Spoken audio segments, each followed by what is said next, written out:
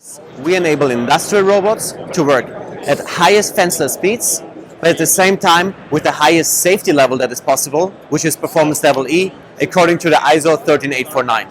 So we are really focusing on using all the best of the world of industrial robots with payload, reach, repeatability, durability, precision.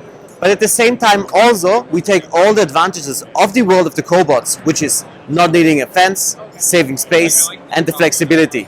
And we combine these two worlds together, and these are fenceless applications with AirSkin, with speeds up to 2 meters per second, fenceless and collaboratively, and also payloads up to 300 kilos, so about 660 pounds.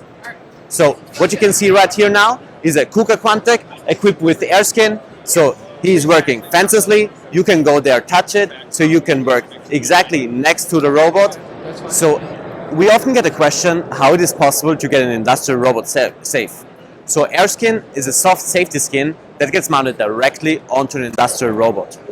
So AirSkin is filled with air pressure, and that means whenever there's a contact of at least 5 Newton or more, which is like 1 pound, so really not a lot, it triggers the stop of the robot immediately.